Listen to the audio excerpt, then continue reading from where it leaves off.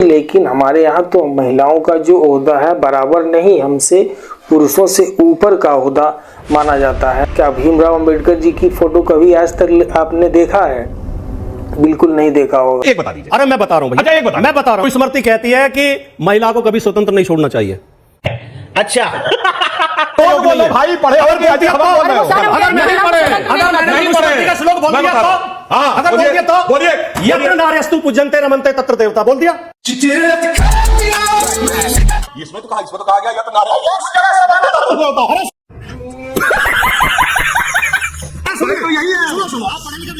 आपने देखा है? बिल्कुल नहीं देखा होगा। आरक्षण मिला है पिछले 75 साल से, वो तो जारी है, उसमें कोई भी गिरावट नहीं है। तब फिर ये कौन सा इनका अलग से चल रहा है? क्या हिंदू राष्ट्र की कल्पना पाकिस्तान में की जा सकती है, बांग्लादेश में की जा सकती है? भंडारा हुआ, वहाँ सभी समाज के लोग एक साथ मिलकर के बफर सिस्टम में खा रहे हैं, किसी को कोई दिक्कत नहीं है। संविधान में 10 साल के लिए किया गया था, बाबा साहब ने तो 10 साल के लिए किया था। 10 साल के लिए राजनीतिक आरक्षण था। नौकरी और शिक्षा में आरक्षण तब तक जब तक सब समान बराबरी में नहीं आ जाएंगे। मैं उमेश कुमार। आज का यह वीडियो बहुत ही खास है, बहुत ही स्पेशल है। आप पूछेंगे कि ऐसा क्या स्पेशल है?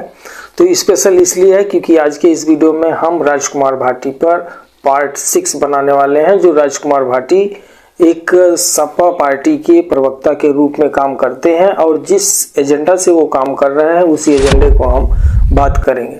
उनका एजेंडा ये है कि जो महिलाएं हैं उनके साथ हमारे समाज में बराबर की हकदारी की बात कोई करता नहीं है और उसकी बात वो राजकुमार भाटी जी कर रहे हैं। आबादी क्योंकि हमारे सामाजिक व्यवस्था में महिलाओं को हमेशा 2 दर्जे का नागरिक माना गया। जी जी जी।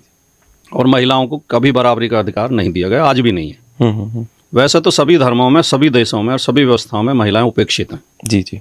उनके यहाँ ये ऐसा होगा कि उनके यहाँ अभी महिलाएं बराबर के हक पे नहीं पहुंची होंगी, लेकिन हमारे यहाँ तो महिलाओं का जो ओहदा है बराबर नहीं, हमसे पुरुषों से ऊपर का ओहदा माना जाता है। और एक इनका जो कहना है कि जो समाज में फैली हुई कुरीतियां हैं, शिक्षा है और बहुत सारे मुद्दों को लेकर के बहुजन समाज को काफ़ी दिन से ये जो है जागृत करने का एक अभियान चालू किए हैं।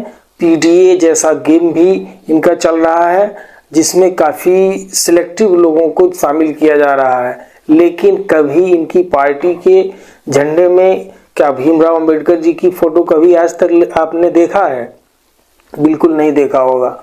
इनका अब एक मात्र एजेंडा है बहुजन समाज को अपनी तरफ आकर्षित करके और उनके वोट को लेना, क्योंकि इनका जो मैथमेटिकल MY जो इनकी मुलायम सिंह यादव की पार्टी थी जो है, अब उस समीकरण से काम इनका चल नहीं रहा है, इसलिए इनको किसी और एक जाति का वोट चाहिए और इसीलिए ये जातिवादिता वाला कार्यक्रम चला रहे हैं। हमारे देश में तो जो जाति के आधार पर आरक्षण मिला है पिछले 75 साल से, वो तो जारी है, उसमें कोई भी गिरावट नहीं है।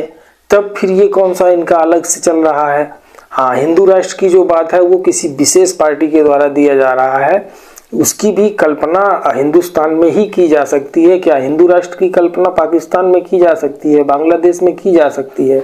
तो हिंदुस्तान में हिंदू राष्ट्र की कल्पना जो लोग कर रहे हैं उनके लिए वो भी अच्छा है, लेकिन राजकुमार भाटी जी जिस रोटी को सेंक रहे हैं उस रोटी को सेंकने के लिए बहुत ही गलत बयान भी दे रहे हैं और उसके लिए जो एक कहावत है बिहार में, भूरा बाल साफ करो, उसी रणनीति पर ये चल रहे हैं।